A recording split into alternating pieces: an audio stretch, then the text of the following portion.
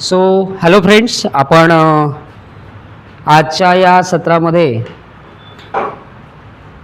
एक विद्यार्थी म्हणून आपण कोणत्याही क्षेत्रामध्ये स्वतःच्या करिअरला आकार देण्याचा प्रयत्न करत असाल तर त्याकरिता आपल्या जीवनामध्ये काही आवश्यक सवयींची गरज असते आणि त्या अनुषंगाने आपण आज एका महत्त्वाच्या विषयावर चर्चा करणार आहोत.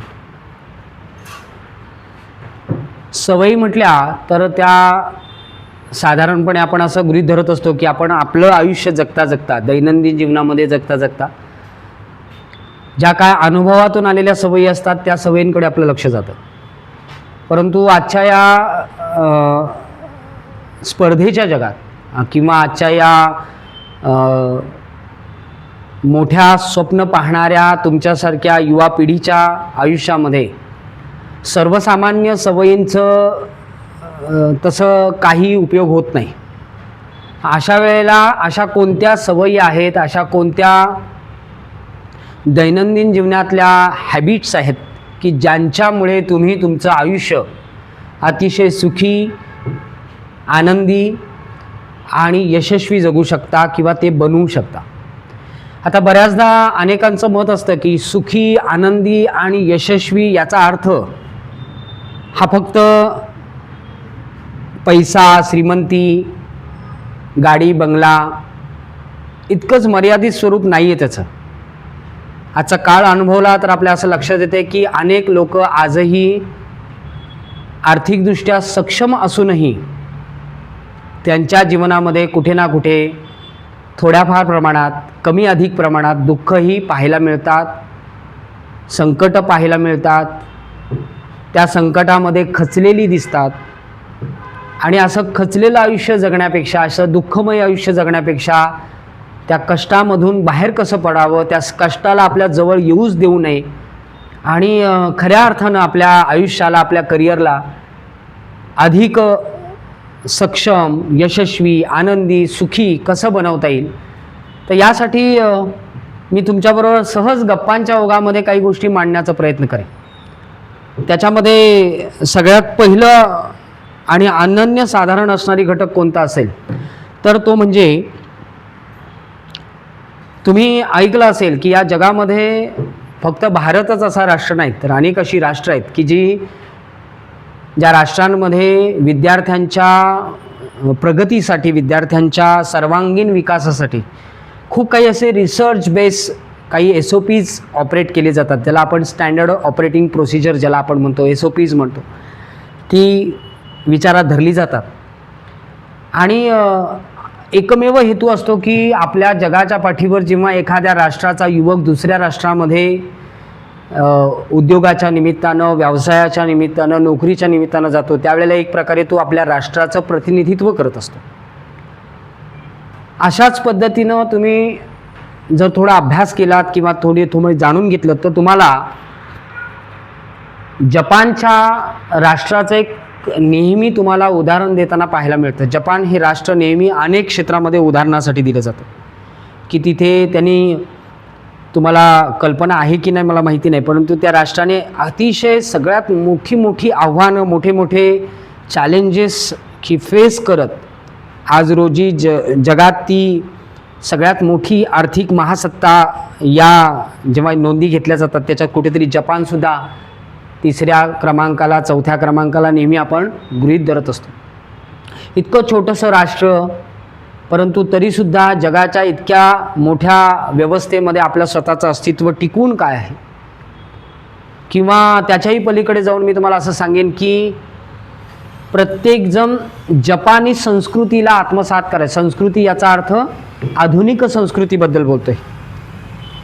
त्या जपानच्या आधुनिक संस्कृतीला आत्मसात करण्याचा प्रत्येकाचा आटास असतो की ते असं काय करतायत की ज्याच्यामुळे ते इतकं चांगली प्रगती साध्य करू शकतात. तर तुम्ही जर अभ्यास केलात मित्रांनो तर तुमच्या एक गोष्ट लक्षात येईल की तिथे जगण्याची, जीवन जगण्याची, तिथे शिकण्याची, तिथे डेव्हलप्ड होण्याची, तिथे आयुष्याला सुखी, समाधानी करण्याची, आयुष्याला यशस्वी करण्याची एक उत्तम तंत्र, उत्तम टेक्निक त्यांनी आत्मसात केली. जसं आपण काही दिवसापूर्वी तुम्हाला आठवत असेल, मला असं वाटतं आपण सर्वांनी योग दिन साजरा केला, आंतरराष्ट्रीय योग दिवस आपण साजरा केला. ही कोणाची देण आहे? तर आपण काय अभिमानाने सांगतोय की हे भारतीयांनी दिलेली, जगाला दिलेली सगळ्यात मोठी देणगी आहे. बरोबर आहे, आलं की नाही? लगेच आपण बोलता बोलता सहज उदाहरण देऊन गेलो. असं प्रत्येक राष्ट्राने जगाला काहीतरी असं युनिक देण्याचा प्रयत्न केला आहे की ज्याच्या आधारे ते आपल्या आयडेंटिटी सांगतात. तसं माणसाने आपल्या आयुष्यात अशा काही चांगल्या सवयींचा जर काही सवयी आपल्या अंगी बाणवल्या, आपल्या अंगी आणल्या, तर जपानी ते तंत्रज्ञान असं सांगतं की माणसाचं आयुष्य अतिशय सुखी, आनंदी आणि यशस्वी होण्यास काय होते? मदत होते. तर त्यातल्याच काही सवयींबद्दल आपण आज रोजी काय करणार आहोत तर मित्रांनो चर्चा करणार आहोत. काही संदर्भ घेत म्हणेल. जपानच्या या तंत्रज्ञानामध्ये सगळ्यात महत्त्वाची गोष्ट कोणतं तर माणसाने आपल्या जीवनाचं जोपर्यंत उद्दिष्ट निश्चित केलेलं नसेल माणसाच्या आयुष्यात, मग ते वैयक्तिक आयुष्य असू दे, तुमच्यासारख्या विद्यार्थ्यांमध्ये तुमच्या करिअरबद्दलचं तुमचं जीवनाचं काही ध्येय असू दे, या सगळ्या प्रवासामध्ये जीवनाचं एक ध्येय किंवा उद्देश किंवा उद्दिष्ट स्पष्ट असायला पाहिजे. सो पहिली सवय कोणती तर या तंत्रज्ञानामध्ये ते असं सांगतात की जीवनात एक उद्देश असायला पाहिजे. पण तो कसाही तेही सांगतात. तर जीवनातला उद्देश कसा असला पाहिजे. मी असा विचार करतो की कधी कधी आपल्याला तितका वेळ नाही वाचायला किंवा आपल्याला आपण इतक्या गोष्टी बारक्या बारक्या गोष्टी वाचू किंवा नाही वाचणार. तर मला असं वाटलं की ती गोष्ट तुमच्यापर्यंत या व्हिडिओच्या माध्यमातून, या मार्गदर्शनाच्या व्हिडिओच्या माध्यमातून तुमच्यापर्यंत पोहोचायला पाहिजे. कधी कधी मी फाउंडेशनमध्ये बोलताना पण बोलतो की माणसाला सकाळी उठण्याचं काहीतरी कारण हवं आणि ते जर नसेल तर तो ड्रीमलेस त्याच्या आयुष्याची, त्या जीवनाची सुरुवात करतो. आयुष्यामध्ये आपण म्हणतो बघा, संधी मिळेल का हो मला, तर ती रोज मिळत असते. रात्रीचा पूर्ण आपण अंधारात काढलेला वेळ आणि आपली झोपेची वेळ, त्याच्यानंतर जेव्हा आपण सकाळी पहाटे उठतो आणि त्या उठल्यानंतर जे आपण आपल्या दिवसाची सुरुवात करतो, आपल्या आयुष्याची सुरुवात करतो, तर तीसुद्धा तो एक दिवस जो आपल्याला मिळाला आहे तीसुद्धा काय आहे? एक संधीच आहे की त्या दिवसाचा तर तुम्ही काय सोनं करणार. काल गेलं माहिती नाही, उद्या काय होणार आहे मला माहिती नाही, पण आत्ता मी सकाळी उठलो आहे, आता इथून मला जे मिळालेले क्षण आहेत, जे 12,600 सेकंद मिळाले आहेत, माहिती ना, 12,600 सेकंद जे माझ्या खात्यात आज रोजी जमा झालेत, त्या 12,600 सेकंदाचं मी काय करणार आहे? 12,600 सेकंदाचं मी काय करणार आहे? तर हे काय करणार आहे याचं उत्तर काय असेल तर ह्या जपानी तंत्रज्ञानामध्ये सांगितलं आहे की तुमच्या जीवनामध्ये एक उद्दिष्ट असलं पाहिजे, एक उद्देश असला पाहिजे. आणि तो उद्देश कसा असावा, म्हणजे त्यांनी बोलताना म्हटलं की जगण्याचं काहीतरी कारण असलं पाहिजे. आज मी का जगणार आहे? आजचं दिवसाभराचं जगण्याचं माझं कारण काय असेल? आज दिवसभरात मी का जगणार आहे? माझ्या जगण्याचा हेतू काय? तर त्याचं त्यांनी 3 भागांमध्ये वितरण केलं आहे. सगळ्यात पहिला भाग म्हणजे त्यांचं असं म्हणणं आहे की तुम्ही तुमच्या जीवनाची, म्हणजे तुमच्या आजच्या दिवसाची, तुमच्या आजच्या सकाळपासूनच्या दिवसाची सुरुवात तुम्हाला काय आवडतंय यामध्ये व्यतीत घालवण्यासाठी तुमच्या दिवसाची सुरुवात करा. तुम्हाला काय आवडतंय? तुमची आवड कशात आहे? जसं की मला रोज सकाळी घरातून निघताना हे कधीच सांगावं लागत नाही की तू कुठे जाणार आहेस, तू तिथे का जाणार आहेस, त्यानंतर तू काय साध्य करणार आहेस, हे सांगावंच लागत नाही. कारण का? Because of the interest. हे आपल्या फाउंडेशनमध्ये आपण शिकलो आहे. मी नेहमी म्हणतो की प्रत्येक गोष्ट फाउंडेशनची जी बनली आहे ती त्याच्यातूनच बनली आहे. जगाच्या पाठीवर जे काय उत्तम आहे, जगाच्या पाठीवर जे काही श्रेष्ठ आहे, जगाच्या पाठीवर जे सर्वोत्तम आहे ते गोळा करून आपण आपल्या फाउंडेशनचा भाग बनवला आहे. म्हणून ह्याचं पुस्तक कुठे का नाही त्याचं कारण ते आहे. म्हणजे मला काय आवडतंय यांनी माझ्या दिवसाची सुरुवात व्हावी. व्हॉट इज माय इंटरेस्ट यांनी माझ्या आयुष्याची सुरुवात व्हावी. एक. नंबर 2, जे तुम्ही चांगलं करू शकता त्यावर लक्ष द्या. उद्देश ठरवताना काय बघाल, उद्दिष्ट ठरवताना काय बघाल, तर जपानी तंत्रज्ञानात त्याचं नाव आहे, मी ते नाव तुम्हाला नंतर सांगेन, आधी तो मुद्दा मला स्पष्ट करावा असं वाटतोय की जपानी तंत्रज्ञान काय सांगतं की तुमच्या जीवनाचा उद्दिष्ट निश्चित करता कराल, पण ते करताना कसं कराल की तुमची आवड काय त्यानुसार तुमच्या जीवनाची तुम्ही काय करा. जीवन म्हणजे किती वर्षाचं हे कोणालाच माहिती नाही. जीवन म्हणजे आजचं जीवन. जीवन हे कोणाला माहिती आहे? कोण सांगू शकेल? ह्या जगात, या सृष्टीमध्ये कोणीही सांगू शकत नाही की माझं आयुष्य किती. पण आजचा दिवस माझा आहे हे मात्र कोणीही ठामपणे सांगू शकतो. उद्याचं सांगू शकतो का? काय माहिती. सत्वे सर आज घरी गेलेत, जेवले, झोपी गेलेत आणि झोपेतच गेले, होऊ शकतं. उदाहरण सांगतो, उदाहरण. उद्याचा दिवस कोणालाच माहिती नाही. हां, पण आत्ता मी आहे. सो आजच्या दिवसभरामध्ये माझ्या आयुष्याचा उद्देश काय असेल, तर तो उद्देश माझ्या आवडीवर डिपेंड असला पाहिजे. दुसरं म्हणजे मला काय येतं किंवा मला जे सगळ्यात चांगलं करता येतं, जे सर्वोत्तम मी करू शकतो,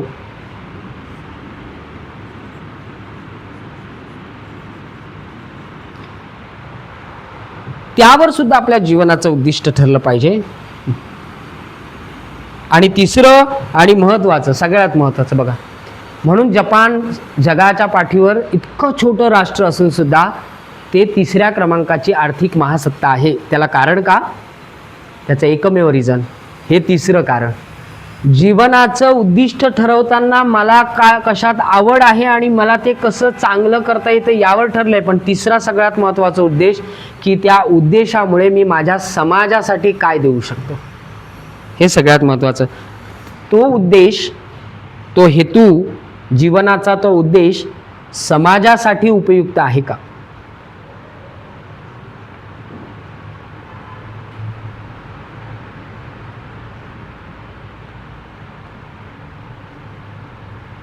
याला जपानी भाषेमध्ये इकिगाई असं म्हटलं जातं. या तिघांना मिळून शब्दप्रयोग काय केला त्यांनी? इकिगाई. गाई. तुम्ही तंत्रज्ञानामध्ये जगणारी मुलं आहात. तुम्ही गुगलला गेलात आणि हे सर्च मारलं तरी तुम्हाला हे टेक्नॉलॉजी समजेल. याला इकिगाई म्हणतात. खुश राहण्याची पद्धत, आनंदी राहण्याची पद्धत, सुखी समाधानी राहण्याची पद्धत, यशस्वी होण्याची पद्धती. माणूस स्वार्थासाठी जगत असला तो सुखी होत नाही. स्वतःपुरता जगत असला की तो सुखी होत नाही. तो जेव्हा स्वतःबरोबर इतरांचा विचार करायला लागतो मग तो सुखी होतो. जोपर्यंत माणूस एकटापुरता जगतोय तोपर्यंत तो सुखी नसतो बघा. त्यावेळेला त्याला आनंद मिळेल पण तो क्षणिक असतो. पण जेव्हा तो स्वतःबरोबरच समाजातील इतर घटकांसाठी करायला लागतो काही काम, त्यावेळेला तो कायम आनंदी असतो. तेव्हा त्याला कशाचीही पर्वा नसते. हे कोण शिकवतं? तर हे जपानी तंत्रज्ञान शिकवतं. इकिगाई नावाची एक संकल्पना आहे. इकिगाई हे या 10 सवयींपैकी एक सवय आहे. पहिली सवय काय लावा की मी सकाळी उठल्यानंतर माझ्या जीवनाचा उद्दिष्ट मला आवडेल, माझी आवड आहे अशात, जे मला उत्तम करता येतं आणि जे मी करतोय ते समाजासाठी गरजेचं आहे अशातच घालवेन. ऑटोमॅटिकली तुम्ही कसे असाल? आनंदी, सुखी आणि यशस्वी असाल. नंबर 2, आता म्हणजे मग तुम्ही काय करायला पाहिजे? तर मग तुमची इकिगाई शोधा. असा शब्द जर तुम्ही वापरलात तर, पूर्वी काय म्हणायचो मी फाउंडेशनमध्ये, हा शब्द मी कसा वापरतो? मग तुम्ही तुमचा इंटरेस्ट शोधा, तुमची आवड शोधा, तुमची ताकद शोधा. इथे काय शोधायचं आहे? इकिगाई शोधा. या सगळ्यांचं कॉमन, या सगळ्यांचं एकत्रितकरण म्हणजे इकिगाई. तुम्हाला आवडणारं, तुम्ही ते आनंदाने करू शकणारं आणि जे समाजासाठी उपयोगाचं आहे अशी गोष्ट निवडा. नक्की मला आज शिकवायला आवडतं आहे आणि ते मी उत्तम करू शकतो आणि ज्याच्यामुळे समाजाचं भलंही होईल. सोपं आहे. मी शिकवायचं म्हणून शिकवायला गेलो तर याचा अर्थ तो कदाचित माझा इंटरेस्ट नसावा. ॲक्सिडेंटली मी शिक्षक झालो आहे तर मी फक्त पुस्तकातले किडेच प्रेझेंट करेन, काय अक्षरं असतात ती, त्याच्या पलीकडे मी काहीच करू शकणार नाही, समाजासाठी काही योगदान देऊ शकणार नाही. मग मला आवड पण आहे, माझ्या आवडीप्रमाणे जे काम मला मिळालं ते मला करायला मी उत्तम करू शकतो आणि ते करताना माझं ध्येय हे समाजाला चांगलं देण्यासाठी, समाजाचं भलं करण्यासाठी, समाजात आनंद आहे. याच्यात काय? याच्यात आनंद असतो. मग आपण काय करायचं आहे? आपली इकिगाई शोधायची. तुम्ही शोधली आहे.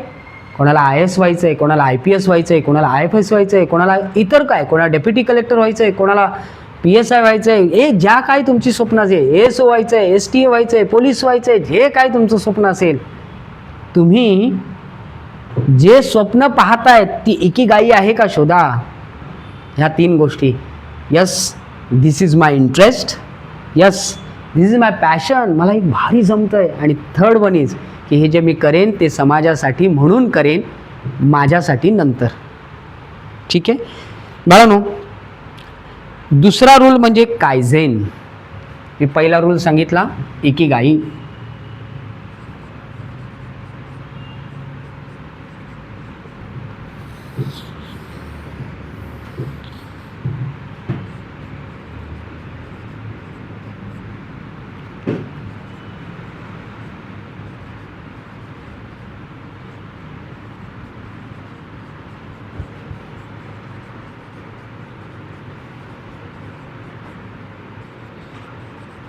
माझ्या एकट्यासाठी उपयोगाचं आहे का, तर नाही, समाजासाठी सुद्धा उपयोग. कायझेन बघा नो, कायझेन म्हणजे काय.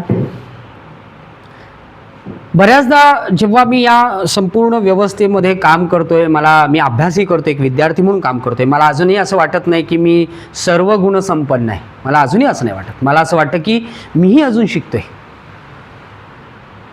मला हे सगळ्यात सापडलेलं सर्वोत्तम भाग आहे. आपल्याला नवीन नाही आहे हा. भारतीय समाजामध्ये, भारतामध्ये राहणाऱ्या युवक युवतींसाठी हे कायझेन नवीन नाही आहे, हे जुनंच आहे. माझ्या पहिलीला असताना ऐकलेल्या गोष्टीमध्ये कायझेन आहे. हा कायझेन काय सांगतो, ही जपानी संस्कृती काय सांगते, जपानचं हे तंत्रज्ञान सांगतं, कायझेन तंत्रज्ञान सांगतं की तुम्ही काय करा, स्वतःमध्ये छोटे छोटे बदल करायला शिका. तुम्हाला जे व्हायचं आहे ते अचानक होण्यासाठी 8 तास धरू नका. तुम्ही ना स्वतःकडून खूप साऱ्या मोठ्या अपेक्षा करू नका. तुम्ही हे चुकतोय, आपण अनंत काळासाठी आपण स्वतःकडून इतक्या 8 तासांनी काहीतरी मिळवण्याचा प्रयत्न करतो आणि मग थकून जातो आणि आपला श्वासच पुरत नाही, आपलं आयुष्यच पुरत नाही आणि मग आपण त्याच्यात इतकं गुरफटतो. बेटर वे जे घडतंय ते चांगल्यासाठी, जे होईल ते चांगल्यासाठी, नाही का. जे पुढ्यात आलं एखादं संकट तर कदाचित ते माझी परीक्षा घेण्यासाठी नाही तर मला सुधारण्यासाठी, अशा भावनेनं स्वतःमध्ये सतत बदल करणे, सुधारणा करण्याचा प्रयत्न करणे म्हणजे कायझेन. जी कासवाची आणि सशाची गोष्ट, त्यांनी एकच सुधारणा केली. तो म्हटला काय नाही, एकच पाऊल चालायचं शांत डोक्याने, एक पाऊल चालायचं, सुधारणा काय, एकच पाऊल. त्यांनी किती उड्या मारू दे. म्हणजे सतत सुधारणा करण्याची, म्हणजे थोडी थोडी लिटिल बिट, अगदी छोटीशी सुधारणा. आज ठरवलं काही नाही झालं तरी मी शांत बसेन, छोटी सुधारणा आहे. दिसताना ती लोकांना वाटेल काय करतच नाही, कदाचित आज मी बसून काय करेन, बस आज मी शांत बसेन, उद्याही मी थोडा शांत बसेन, परवाही मी शांत बसेन. अरे काय हा टाइमपास करतोय असं वाटेल, पण तसं नाही. तो शांत बसून स्वतःला एकाग्र करण्याचा प्रयत्न करतोय, स्थिर करण्याचा प्रयत्न करतोय. आपण कालच त्या UPSC वाल्यांचं कौतुक आहे की नाही. बघा त्या निबंधामध्ये आपल्याला किती गोष्ट शिकून गेली. UPSC वाल्यांनी निबंध दिला होता की मैले पानी को थोड़ी देर के लिए छोड़ दो. असंच म्हटलं होतं ना, मैले पानी को कुछ टाइम के लिए अकेले छोड़ दो. हेलो, मैले पानी को कुछ टाइम के लिए, कुछ देर के लिए अकेले छोड़ दो. त्याच्या पुढे काहीतरी वाक्य म्हटलं होतं.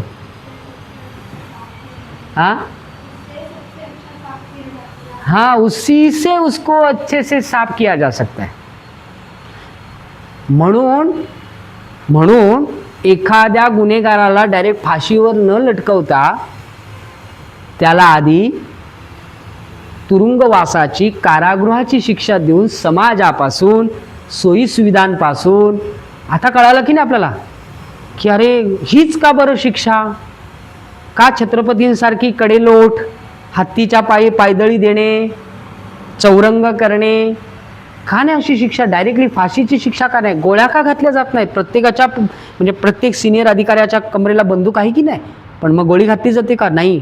म्हणजे काय तर जीवनाचं तंत्र असं आहे की बदलण्याची संधी प्रत्येकाला दिली गेली पाहिजे. आणि जेव्हा तो एकटाच त्या कोठडीत असतो ना, कदाचित तो आत्मचिंतन करण्याच्या स्थितीकडे जायला सुरुवात करतो. मग त्याला वाटतं की अरे मी केलेली गोष्ट चुकीची होती, ह्या करण्याने इतकं मोठा त्रास सहन करायला लागतोय, बेटर वे यापुढे मी परत ही चूक करणार नाही. सो मैले पानी को कुछ देर के लिए अकेला छोड़ दो, यही उसे साफ करने का सबसे अच्छा तरीका है. आपण जरा तोडमोड केली.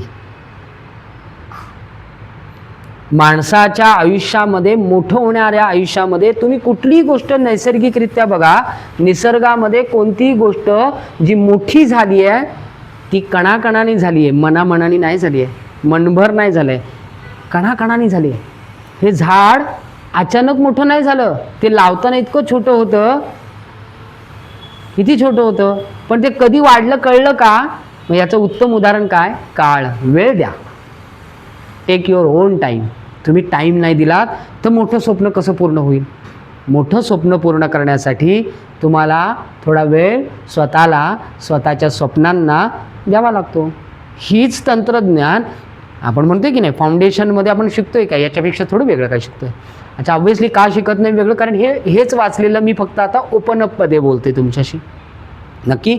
सो कायझेन काय सांगतो बघा. कायझेन म्हणतो दररोज थोडी थोडी सुधारणा करा, भले ती सुधारणा 1% असू दे. दिसताना ती व्हॅल्यूमध्ये नाही दिसणार, नंबर्समध्ये नाही दिसणार, पण कशी दिसेल? थोडी थोडी दिसेल. हां, आता यांच्या आईवडिलांचा अट्टास असतो की लवकर बदलले पाहिजे, मस्त पॉलिश झालं पाहिजे, तो सकाळी लवकर उठला पाहिजे, त्यांनी सगळं आमचं ऐकलं पाहिजे, तो भांडला नाही पाहिजे, त्यांना सगळंच हवं एकदम. नाही होणार, कारण ते टेक्निकच नाही आहे.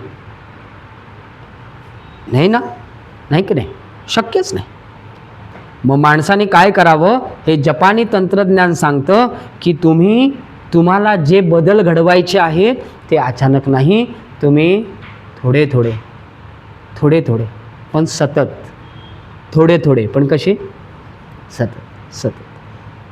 किमान दररोज थोडी थोडी सुधारणा करा. आज मी अर्धा तास चांगला बसलो, उद्या मी 35 मिनटं चांगला बसेन, परवा मी 40 मिनटं चांगला बसेन, नंतर मी 45 मिनटं चांगला बसेन. मी एकदम माझी अपेक्षा आहेच नाही, ती माझीही नाही आहे. का नाही कळलं आज? का नाही? कारण मला माहिती आहे माणसामध्ये बदलांची अपेक्षा ठेवताना ती कशी असली पाहिजे? कायझेनसारखी, थोडी थोडी. आणि ती सुधारणा किती असली तरी चालेल, 1%. हां, मोठा बदल हा दीर्घकाळानंतरच घडतो. मोठा बदल नियम आहे निसर्गाचा, प्रकृतीचा नियम आहे. प्रकृतीचा नियम आहे की निसर्गामध्ये तुम्ही पाहिलं म्हणून तर आपण आपलं ऑब्झर्वेशन चांगलं पाहिजे. माणसाला शिकायची पुस्तकांची गरज नाही आहे. माणूस आजूबाजूला पण हे बघू शकतो की तुम्हाला जर खूप मोठा बदल हवा आहे ना, तुम्ही एका चांगल्या पोझिशनला तुम्हाला स्वतःला बघायचं आहे ना, एक्झॅक्टली स्वप्नच काल मिळालं जे त्याला माहिती पण नव्हतं आणि त्याला काय धडपड करायची ती पण माहिती नव्हती. ते मिळालं आहे ना, तर तो मोठा बदल करण्यासाठी तुम्हाला काय करायला लागेल? दीर्घकाळाच्या प्रक्रियेचा भाग बनावं लागेल. आरास अकॅडमीचं नुसतं नाव बनायला 4 वर्ष गेलेत. आरास अकॅडमीचं नाव बनायला 4 वर्ष. पहिल्या दिवशी मला शाळेमध्ये कुठे एंट्री पण नाही मिळायची, कुठल्या कॉलेजमध्ये मला एंट्री नाही मिळायची. आता 50 कॉलेजेस 1-to-1 रिलेशनमध्ये.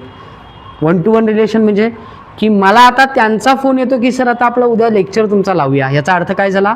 हे कमावण्यासाठी 4 वर्ष म्हणजे 48 महिने सातत्याने थेंबे थेंबे तळे साचे 1% सुधारणा. त्यांना काय हवं आहे? तू काय देतोयस? त्यांना काय हवं आहे आणि तू काय देशील? म्हणून ही सुधारणा तुम्ही करा. म्हणून काय करा? काही नाही करायचं, दररोज एक छोटा उद्देश ठरवायचा. दररोज काय ठरवायचं? एक छोटा उद्देश ठरवायचा, एकच छोटासा उद्देश ठरवायचा आणि तो पूर्ण करायचा. आज काय ठरवायचं? 2 ओळी तरी चांगल्या वाचेल. छोटा उद्देश. काय ठरवला? स्पीड नंतर मिळता. तुम्ही म्हणा सर असं कधी संपेल अभ्यास. नाही नाही नाही, पहिल्या दिवसाचा स्पीड 100व्या दिवशी कधीच नसतो. तुमच्या माहितीसाठी सांगतो. कारण तुमच्याकडे ती जी महत्त्वाची शस्त्र जी आहेत ती गोळा झालेली आहे. स्थिरता, नम्रता, एकाग्रता, पॅशनेट, सम्मिलित होणं, त्याला आपण शब्द प्रयोग करतो की इन्व्हॉल्वमेंट. अतिशय इन्व्हॉल्वमेंट वाढत जाते, डेप्थ वाढत जाते, सिरियसनेस येतो, माणूस सिरियस बनतो, जागा होतो, जबाबदारीने वागायला लागतं. खरंच त्या पहिल्या दिवसांमध्ये अभ्यास नाही होणार, पण माणसाच्या व्यक्तिमत्वामध्ये हे बदल व्हायला लागतात. जो जबाबदारीचं भान राखायला लागतो, त्याला स्वतःच्या कर्तव्यांची जाणीव होते, तो स्वतःला पुश करायला लागतो. चल पुश, चल 10 मिनटं काढलीस, अजून 5 मिनटं काढ, अजून 15 मिनटं काढ. काढ तू. कधी? लगेच नाही. म्हणून आधी पहिल्या दिवशी छोटं ध्येय ठरवायचं, ते पूर्ण करायचं.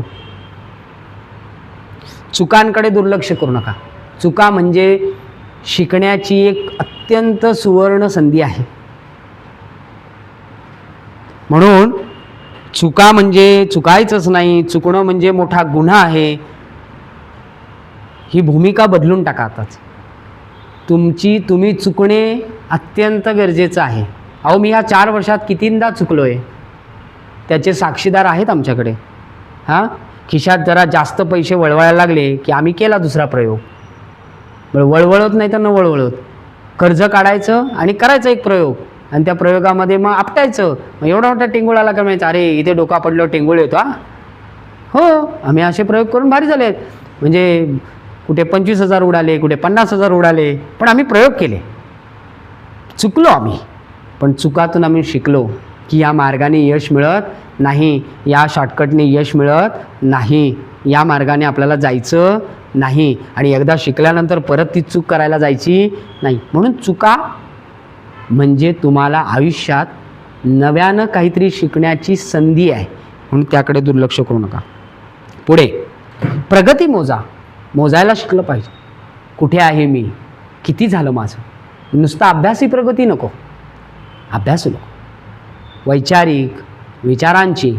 नाही तर इथून उठून समजा दिवसभर इथे अभ्यास केला आणि घरी जाऊन जर मोबाईलवर बसलात, संपलं, सगळं झिरो होणार. कारण तो स्क्रोल तुमच्या इथला सगळा लेवल खाली आणत होतोस.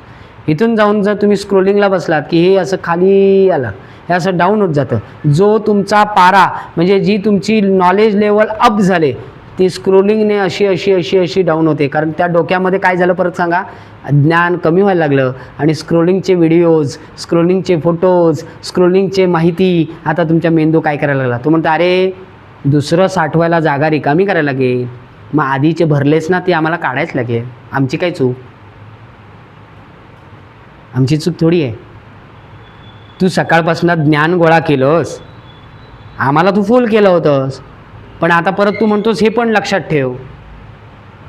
आता काय म्हणतोयस, हे पण लक्षात ठेव. मग ऑटोमॅटिक काय होणार,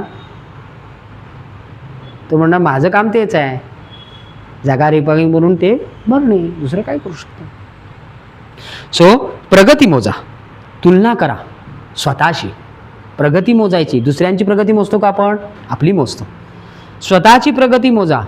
काल कुठे होतो, आज कुठे आहे, उद्या कुठे असलं पाहिजे, आणि त्यासाठी स्वतःला त्या आपल्या ध्येयाशी, आपल्या कर्तव्यांशी स्वतःला जोडून ठेवा. आणि सगळ्यात महत्त्वाचं म्हणजे सातत्य ठेवा.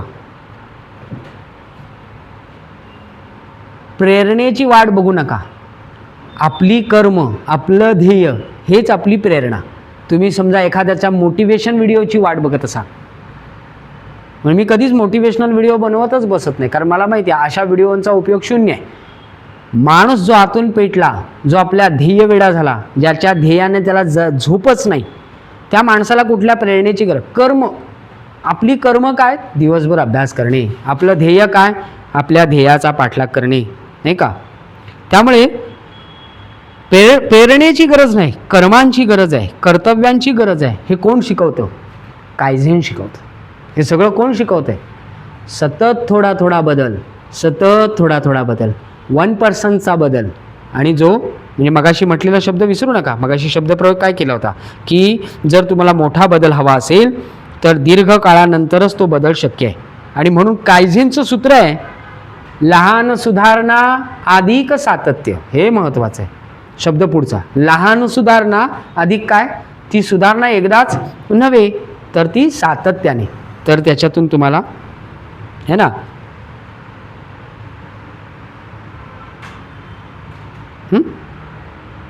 आणि कायझेनचा अर्थ अजूनही रॉंग घेऊ नका. कायझेनचा अर्थ म्हणजे तुम्ही परिपूर्णतेकडे नाही चाललेले आहेत. कायझेन म्हणजे झालं तुम्हाला सगळं मिळत जाणार आहे असं नाही त्याचा अर्थ. कायझेनचा अर्थ सांगितलाय तुम्ही कालच्यापेक्षा आज बेटर. मग ते नेहमी वाढतच जाणार. मोबाईल बघा, दरवेळेला स्वतःला अपडेट करतोय की नाही, कालच्यापेक्षा कायझेनचा अर्थ होतो तुम्ही परिपूर्णतेकडे नाही जाणार. कायझेनचा अर्थ होतो की तुम्ही कालच्यापेक्षा आज चांगले बनणार, बेस्ट होणार, बेटर होणार. ओके. आणि व्हिडिओ पण मोठा व्हायला नको आणि ऐकणाऱ्यांना पण बधिरता नको. म्हणून शेवटचा डॉट, आणि तो म्हणजे जपानी तंत्रज्ञानामध्ये तिसरा आणि महत्त्वाचा, जो आपल्या संस्कृतीमध्ये मुळातच आहे, मातीत आहे, आपल्या भारतीय संस्कृतीमध्ये. ही भारतभूमी आहे ना, ही सगळ्यात श्रेष्ठ भूमी आहे. तुम्ही जगाच्या पाठीवर कुठलीही राष्ट्र बघा, किती उद्योग चालू आहेत, किती प्रॉब्लेम चालू आहेत. विचार करा स्वतःला एकदा त्या इराणमध्ये ठेवून बघा. मागच्या वर्ष 2 वर्ष ठेवा जरा बघा. असं म्हणा की मी इराणी आहे आणि इराणच्या राष्ट्रामध्ये आहे, पडतोय, कधी इकडनं येतोय का, कधी इकडून पडेल का. इस्रायलमध्ये नेऊन ठेवा, रशियामध्ये न्या, होय की नाही, युक्रेनमध्ये न्या, किती उलथापालथी चालू आहे. त्या अमेरिकेमध्ये तर भर दिवसा कधी पण कुठल्याही मार्केटमध्ये कोण पण बंदूक काढतोय, 2-4 रायफल आणतोय, कधी कोण बरेल माहिती नाही. भारत बघा तसं शांत आहे, निवांत आहे. या जपानी तंत्रज्ञानामध्ये तिसरी आणि महत्त्वाची सवय जी तुम्हाला सुखी, आनंदी आणि यशस्वी बनवू शकते, आणि ती म्हणजे साधेपणा.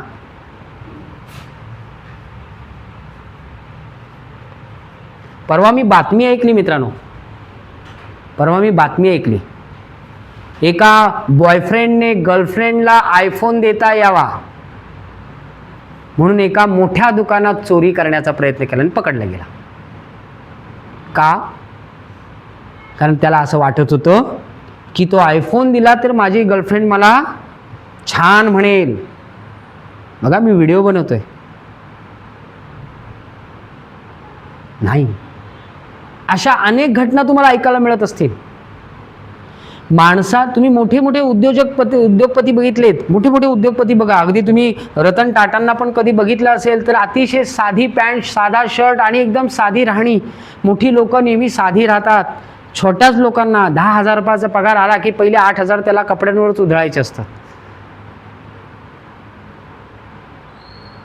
जपानी तंत्रज्ञान सांगतं तुमच्या गरजांमध्ये तुम्ही काय केलं पाहिजे, कपात. तुमची गरजा तुम्ही कमी केल्या पाहिजे.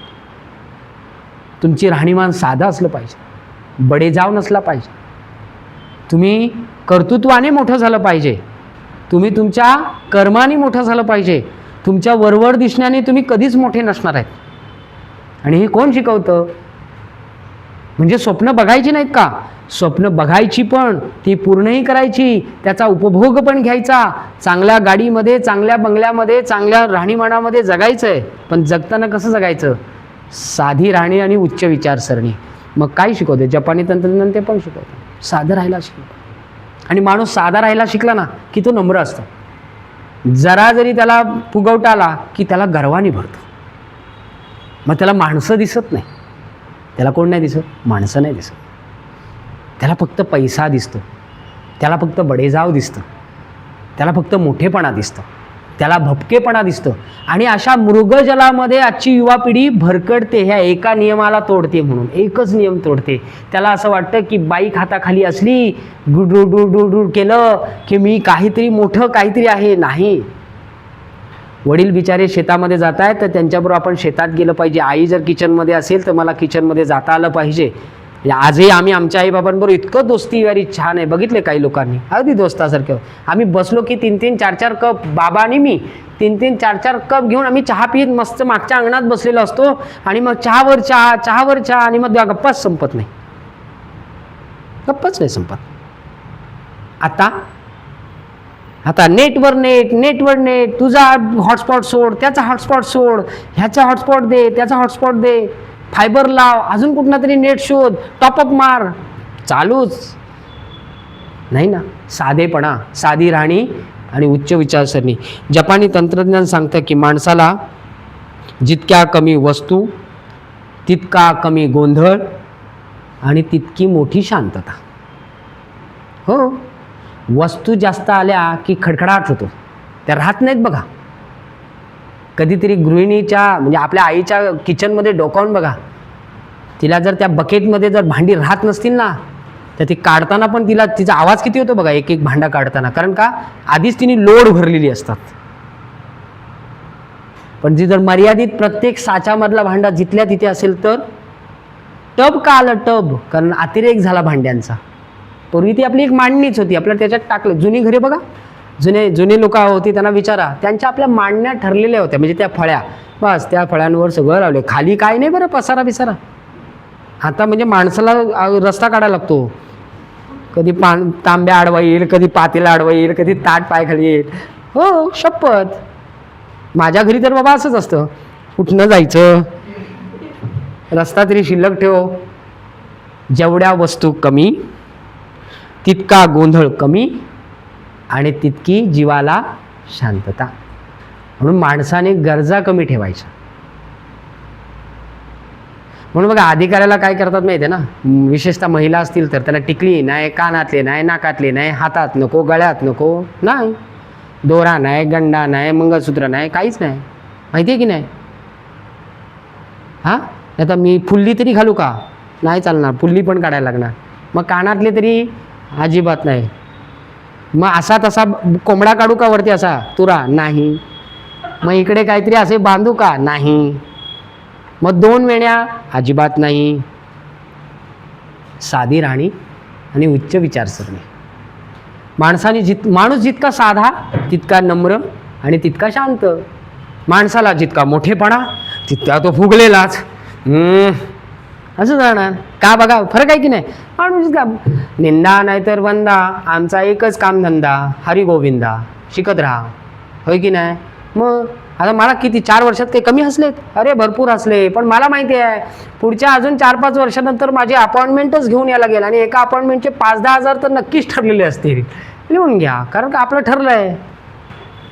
काय ठरलंय? एकी गाई. माझी आवड काय ते मी भारी करतो आणि समाजासाठी करतो. पॉकेट ऑटोमॅटिक भरणारच आहे, का रिकामा राहणार आहे? कधीच नाही राहणार. मग तुम्ही पण तसंच ठरवा, माझी आवड काय ते मी चांगलं करू शकतो, नाही तर वर्ष झाला तरी मग गोंधळ होणार.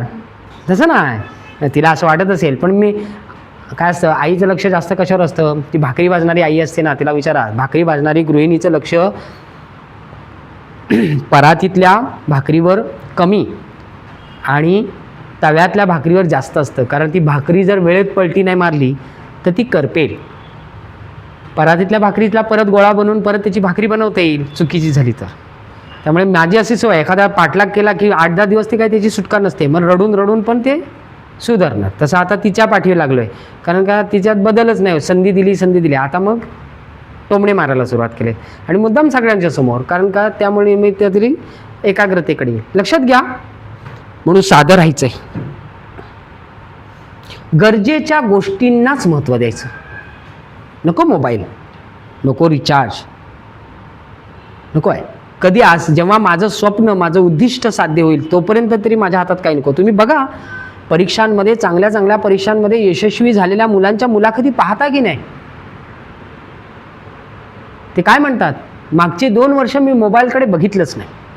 काय बोलतात बघा, पाहिजे तर त्यांनी हेच वाक्य म्हटलेलं आहे, मागच्या 2 वर्षामध्ये मी मोबाईल बघितलंच नाही. मला अनेक जण, मी जेव्हा काही लोकांना मार्गदर्शन करताना म्हणतो, अरे त्या ठोकळ्यात कसली स्पर्धा परीक्षा शोधताय, मला अजून ते तंत्र डेव्हलप करायचं आहे म्हणून मी गप्प बसले. पण ठोकळ्यात स्पर्धा परीक्षा नाहीच आहे. स्पर्धा परीक्षा डोक्यात आहे, स्पर्धा परीक्षा मनात आहे. स्पर्धा परीक्षेचं ज्याचा जिगराच नाही म्हणे, तो अजूनही पुढे जाऊ की मागे राहू, पुढे जाऊ की मागे जाऊ, पुढे जाऊ की मागे जाऊ, करू की नको करू, ह्याच्यातच जो गुंतलाय, त्याला किती हजार रुपयाची पुस्तकं आणून दिली तरी तो अधिकारी थोडी बनणार आहे. त्यांनी कुठे ठरवलंय मी बनणारच की तो बनला? मनाचा खेळ आहे. जसा तो कोणीतरी पुस्तक वाचत होते, मी मागाचं लक्षात होतं काय वाचते बरं, तर मला ते पुस्तकाचं कवर कळूनच कळलं, मनाचे विचार. मन जसं विचार करतं तसं विश्व आपल्या आजूबाजूला उभं राहतं. वेळ लागणार आहे, काय लागणार आहे, पण बनेन तर तेच बनेन. आपण ऑप्शन ठेवला की विश्व म्हणतं ठीक आहे ऑप्शन आहे का, मग ठीक आहे, मग आम्ही ऑप्शनकडे चाललो. एनर्जी काय झाली, डायव्हर्ट झाली. मी जर आता म्हटलं ना मी हे पण करतो, एनर्जी डायव्हर्ट, माझा फोकस डायव्हर्ट, माझं कामाकडे इकडे दुर्लक्ष, माझं काम अर्धी एनर्जी इकडे, अर्धी एनर्जी तिकडे, अर्धी एनर्जी इकडे, कुठलंच यश नाही मिळणार. किती लोक बोलले एवढं भाडं भरताय, अमुक करा तुमका. मी म्हटलं नाही छे बस, आता सगळं करून झालं, बघितले प्रयोग करून, फोकस क्लिअर आता. सो गरजेच्या गोष्टींनाच महत्त्व द्या, कमी वस्तू, बरोबर ना, आणि जास्त चांगली मोकळी जागा. म्हणून विचारांचा गोंधळ कधी होतो, जेव्हा भरपूर विचार मनात येतात. माणूसच साधा. आता कशी येतात बघ, ही अशी बोलली, तो तसा बोलला, हा असा हसत होता, तो तसा बोलत होता, त्यांनी असा, मनात विचारांचा गोंधळ ना. पण मी साधा असेल, म्हणजे बोलू दे काय आता बोलले तर हसा आणखीन. हे बघा सत्वे सर भावलट आलेले आहेत, हसून घ्या. मी म्हणतो हसले तरी चालतील, काय फरक पडतोय. साधं, आपण साधं राहायचं, काय करणार. या जिंदगी छोटी, ती पण उद्याची आहे की नाही माहिती नाही. पहिले 12,600 सेकंदच, उद्याचं कोणी सांगायचं आहे, कोणा माहिती. उद्या मस्त उठेन, जे परमेश्वर आपल्या चेहऱ्यावरचं पांघरून काढेल तेव्हा उठलो की म्हणायचं हा जिवंत आहे, लागा कामाला. हो खरंच आयुष्य इतकं छोटं आहे की त्याच्यात मोठेपणा करण्यात आपला वेळ वाया घालून चालणार नाही. म्हणून कमी वस्तू, जास्त मोकळी जागा. बाळांनो, साधेपणात मन शांत राहतं. साधेपणात मन शांत राहतं, मनाकडे शांतता येते. आणि मन जितकं शांत ना तितकं तळाचं कळतं. मन जितकं शांत, जितकं माणसाचं मन शांत, तितकं त्याला आपल्या अंतरात्म्याचा आवाज ऐकायला मिळतो. आणि मग आतून समजा जरा जरी नकारात्मक आला तरी आपण त्याला लगेच सांगतो, अरे कशाला नकारात्मक विचार करतो, काल शिव्या पडलेत म्हणजे उद्या पण पडतील असं नाही. तू जिद्दीने राहा, तू मेहनत कर, तू कष्ट कर, तू ध्येयाला विसरू नकोस, तुझं ध्येयाला चिटकून राहा. उद्याचा दिवस तुझाच आहे. शांत राहा. निर्णय चुकतील का, नाही तर निर्णय चुकणार, भांबावणार ना. अशांत मनाकडे भांबावलेली स्थिती असते, शांत मनाकडे स्थिरतेची स्थिती असते. माणसानं स्थिर राहिलं पाहिजे. हां, संयम, सातत्याने प्रयत्नशील. आणि मन जितकं बाळवणं शांत तितके विचार स्पष्ट, तितके विचार. हां, मला मी असा नाही विचार कोण येईल आता, कोण येईल काय असंही नाही. मन शांत असल्यामुळे विचार स्पष्ट आहे. काही झालं तर आता ज्यांच्यावर माझी अत्यंत नितांत श्रद्धा आहे, मग माझ्या मनात जेव्हा काही आलं तर मी मन शांत ठेवतो. स्वामी आहेत ना, बघून घेतील. असेल चुकत असेल तर सुधारतील, देतील तर भटके लावून. का हो, एखादा माणूस बडबडून गेला की मी म्हणतो स्वामी बहुतेक तुम्ही मला काहीतरी सुधारायलाच घेतलंय बहुतेक का, म्हणून तुम्ही हा माणूस पाठवलात, मी मला बडबडून शिव्या घालायला लावल्यात. असं खरंच कुणी अपमान केला तर मी स्वामींना म्हणतो हां तुम्ही अपमान केलात बरोबर आहे, याचा अर्थ मला तुम्ही सुधारताय. मला काय करताय, तुम्ही सुधारताय. माणसाचं मन जितकं शांत तितके विचार चांगले, त्याचे विचार स्पष्ट. लक्षात घ्या, माणसाचा साधेपणा, माणसाच्या मनाची शांतता ही माणसाचा वेळ वाचवते. आपला वेळ का पुरत नाही आपल्याला, कारण अशांत मन डिसिजनच ठरत नाही. म्हणून माणसाच्या मनाकडे शांतता असेल, साधेपणा असेल तर त्याचा वेळ वाचतो, त्याची ऊर्जा त्याला चांगल्या गोष्टीसाठी खर्च करता येते. आणि साधा माणूस असतो ना दादा, तो नेहमी कृतज्ञता व्यक्त करतो. काय व्यक्त करतो, थँक्यू युनिवर्स की तू मला इतक्या चांगल्या कामासाठी निवडलंस. खरंच हे युनिवर्स ऐकतं बरं, स्पंदन आहेत बरं याच्यामध्ये. नाही आपण म्हणतो, घरातली मोठी माणसं म्हणतात बघा, ए शुभ बोल, वास्तू तथास्तू म्हणते. मीच ऐकलं की काय, तुम्ही नाही ऐकलं तरी घरी, हो वास्तू काय म्हणते, तथास्तू म्हणते. आपल्या मनामध्ये जर आपण साधेपणा असेल, शांत मन असेल तर आपण नेहमी दुसऱ्याबद्दल कृतज्ञता व्यक्त करतो. मग वेळेला पेन नव्हता आणि पटकन मला कोणीतरी पेन दिलाय, थँक्यू व्हेरी मच. तू पेन दिला नसतास ना तर आजचा लेक्चर मला लिहिता आला नसता. छोट्या छोट्या गोष्टीमध्ये तो काय करतो, धन्यवाद व्यक्त करतो, थँक्यू म्हणतो. आणि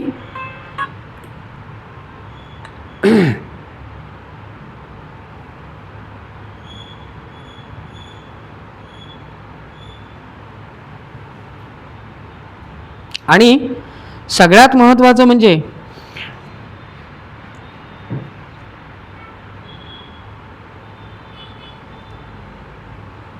सिद्धीताईचा फोन होता.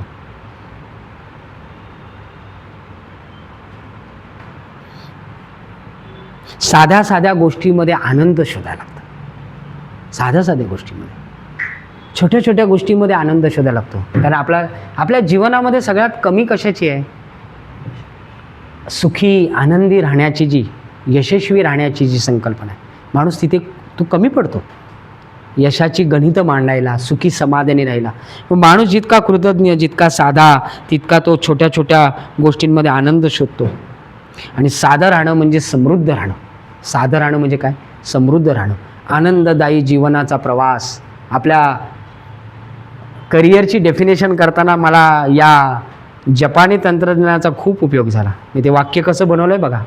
करिअरचा अर्थ काय होतो, करिअरचा अर्थ काय सांगितलं, करिअर म्हणजे काय आहे, हां हां हां तुमच्यामध्ये आधीच जे आहे त्याच्या आधारावर. पण त्याला वाक्यरचना अशी जोडली आहे की आनंददायी जीवनाचा प्रवास म्हणजे तुमचं करिअर.